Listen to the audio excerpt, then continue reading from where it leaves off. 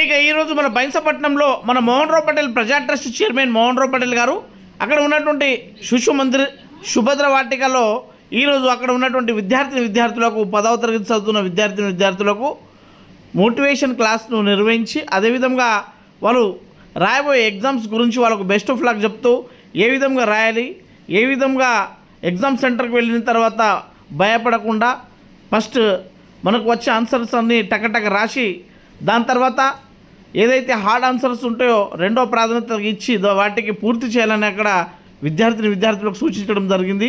తల్లిదండ్రులు ఎంతో కష్టపడి మీ అందరికీ చదువును నేర్పిస్తున్నారు కాబట్టి వాళ్ళకందరికీ ఒకసారి గుర్తుకు చేసుకొని చదువుకుంటూ మీ తల్లిదండ్రుల పేర్లను, గురువుల పేర్లను, పాఠశాల పేరును నిలబెట్టాలని, అంతేకాకుండా ప్రతి ఒక్కళ్ళు వికసిత్ భారత్లో తమ యొక్క పాత్రను కూడా పోషిస్తూ రాబోయే కాలంలో ఈ భారతదేశాన్ని ఒక వికసిత్ భారత్గా తీర్చిదిద్దడానికి కూడా చేయాలని అక్కడ సూచించడం జరిగింది. అంతేకాకుండా ఈరోజు బైన్సపట్నంలో ఉన్నటువంటి శిశు మందిర్, ఆ తర్వాత మన వేదం తపోవన హై స్కూల్లో అక్కడ ఉన్నటువంటి విద్యార్థులకు అక్కడ ఈ ప్యాడ్లు పంపించడం జరిగింది. దాని తర్వాత మహాత్మా జ్యోతిబా ఫులే, ఆ తర్వాత అక్కడ ఉన్నటువంటి ఏదైతే కొన్ని వందల మంది విద్యార్థులు ఉన్నారో వివిధ గ్రామాల నుంచి, వివిధ జిల్లాల నుంచి ఇక్కడ వచ్చి సీటును సంపాదించి చదువుకుంటున్నటువంటి అమ్మాయిలకు కూడా తను ఎప్పుడు కూడా విద్యాపరంగా అందుబాటులో ఉండి ఆదుకుంటానని, అదేవిధంగా ఎప్పుడైనా మీకు సమస్య వస్తే విద్య పట్ల మీ తల్లిదండ్రులకు మాట్లాడి మీకు చదివించే బాధ్యత కూడా తీసుకుంటానని అక్కడ విద్యార్థులకు హామీ ఇవ్వడం జరిగింది. ఇంత చక్కటి మాటలు చెప్పినందుకు గాను ఆ స్కూల్ ప్రిన్సిపల్ గారు ప్రత్యేక ధన్యవాదాలు తెలపడం జరిగింది. అక్కడ నుండి వికాస్ హై స్కూల్కి వెళ్ళి వికాస్ హై స్కూల్లో చదువుకుంటున్నటువంటి 10th క్లాస్ విద్యార్థులకు కూడా అక్కడ ఈ విధంగా ఎగ్జామ్ ప్యాడ్లను పంపిణీ చేయడం జరిగింది. అదేవిధంగా రాబోయే 10th ఎగ్జామ్లో మంచి మార్కులు సంపాదిస్తే 10/10 జీపీ తెచ్చుకుంటే నేను స్వయంగా మళ్ళీ వచ్చి మీ అందరికీ సన్మానం చేస్తాను, అదేవిధంగా మెమోంటో ఇస్తానని అక్కడ హామీ ఇవ్వడం జరిగింది.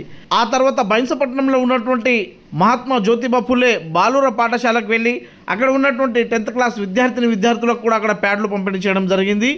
అందరూ పేద మధ్యతరగతి బడుగు బలహీన వర్గాలకు చెందిన పిల్లలు కాబట్టి చదువు పట్ల ఈ బైన్సపట్నంలో ఉన్నటువంటి లైబ్రరీని వినియోగించుకొని ప్రతి ఒక్కళ్ళు కాంపిటేటివ్ ఎగ్జామ్కు ప్రిపేర్ కావాలని కూడా సూచించడం జరిగింది.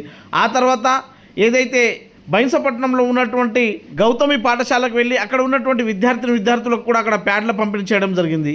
మోహన్ రావు పటేల్ గారు ఇచ్చినటువంటి స్పీచ్ వల్ల కొన్ని వందల మంది విద్యార్థులు అక్కడ మోహన్ రావు పటేల్ గారికి కన్నీరు మున్నీరై మేము ఖచ్చితంగా మా తల్లిదండ్రుల పేర్లు నిలబెడతాము, పాఠశాల పేరును నిలబెడతాము, 10/10 జీపీ తెచ్చుకుంటామని అక్కడ హామీ ఇవ్వడం జరిగింది.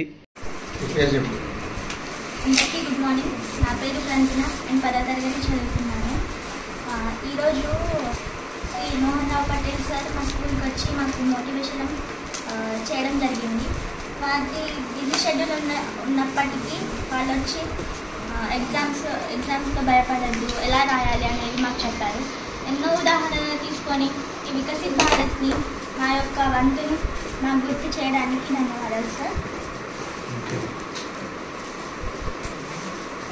నమస్కారం, నా పేరు చార్పల్లి అర్చిత్, నేను 10వ తరగతి చదువుతున్నాను. మోహన్ రావు పటేల్ గారు మా పాఠశాలను సందర్శించి మా అందరికీ 10వ తరగతిలో అత్యున్నత స్థానం సాధించాలని, మంచి మార్కులు సాధించాలని మోటివేట్ చేసినందుకు ధన్యవాదాలు. పటేల్ సార్ గారు, principal madam and my dear friends, ఈరోజు మనం ఇక్కడ ఇంత గొప్ప స్థాయిలో ఇంత లక్కీగా చదువుకుంటున్నామంటే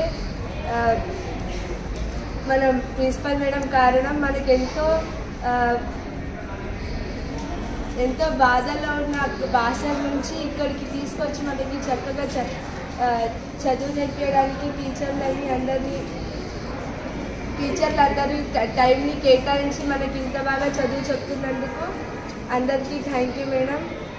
అండ్ మనం మన టైంని వేస్ట్ చేసుకోకుండా చక్కగా టైం టేబుల్ని అరేంజ్ చేసుకొని మన వాల్యుబుల్ టైంని యూజ్ చేసుకొని చదువుకుందాం.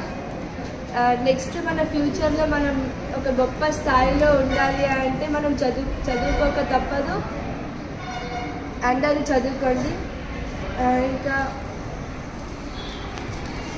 Thank you.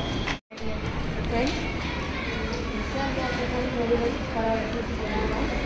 Thank you for providing so much, sir. And we are going to gain so many things as well, good result in 10th standard. We will consult, sir. If you face any problems, we will come to your library, sir, to read so many books. We will get so many knowledge from that. Thank you, sir. Thank you for everything, for your support and your strength for us. Thank you, sir. Thank you. ముఖ్యం. చదువుకోతే ఏది కూడా సాధ్యం కాదు. మన భవిష్యత్తే అంత అంధకారంగా ఉంటుంది. కాబట్టి మీ చదువులపై శ్రద్ధ వహించాలి. మీ 10వ తరగతి ఉత్తీర్ణత శాతం చాలా పెంచాలి. మీకు కొందరు మహనీయుల పేరు నేను చెప్తాను. వాళ్ళని ఒకసారి మీరు చరిత్రలో చదివి ఉంటారు, గుర్తు చేసుకోవాలి. డాక్టర్ బాబాసాహెబ్ అంబేద్కర్ గారు ఒక సామాన్య కుటుంబం నుంచి మన దేశ రాజ్యాంగాన్ని రాశారు. చాలా ఉన్నత స్థానానికి వెళ్ళారు. అదేవిధంగా డాక్టర్ ఏపీజే అబ్దుల్ కలాం గారి పేరు విన్నారు మీరు. సామాన్య కుటుంబం అంటే వాళ్ళ ఇంట్లో లైట్ బల్బ్ కూడా లేదు, స్ట్రీట్ లైట్ కింద చదువుకొని ఒక సైంటిస్ట్గా దాంతోపాటే దేశ రాష్ట్రపతిగా కావడం జరిగింది. ఇదంతా మన శ్రమ వల్లనే జరుగుతుంది. మనం కూర్చున్న దగ్గర దేరే హరి పలంగావరి అంటే మనం ఇంట్లో కూర్చొని నేను అదే కలెక్టర్ అవుతా, నేను ఎస్పీ అవుతా, నేను ఐఏఎస్ అవుతా, నేను ఐపీఎస్ అవుతా, నేను ప్రధానమంత్రి అవుతా అంటే ఇది సాధ్యం కాదు. తప్పకుండా మనం కష్టపడాలి. మనం అనుకున్న గోల్ రీచ్ కావాలి. ఇంకా కొన్ని ఉదాహరణలు చెప్తాను మీకు. నేను ఇక్కడ రాజకీయం చేయడానికి, రాజకీయ పాఠాలు చెప్పడానికి రాలేదు. మీ భవిష్యత్తు గురించి, మీ భవిష్యత్తు మీ చేతిలో ఉన్నది. మీరు ఇప్పటి వరకు చిన్నపిల్లలే.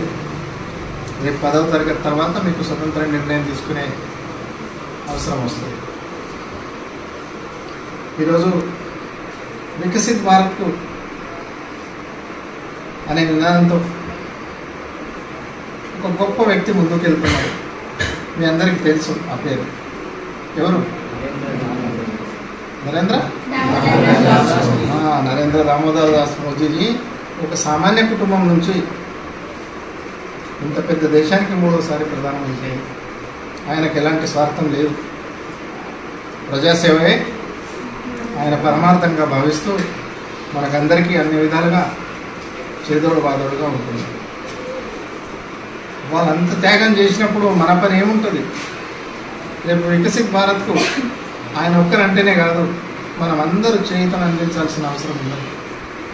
అవునా కాదా? మీ దాంట్లో నుంచే 4 సైంటిస్టులు అయినరు. మన దేశానికి గొప్ప పేరు కదా. అందుకని మీరు రాణి రుద్రమ పేరు విన్నారు కదా. ఒక్కొక్కరు రాణి రుద్రమాల ఇందాక తయారు కావాలి. ఛత్రపతి శివాజీ హైందవ సామ్రాజ్య నిర్మాత. ఆయనకు ఆదర్శంగా తీసుకొని మీరు వీళ్ళందరినీ గుర్తు చేసుకుంటూ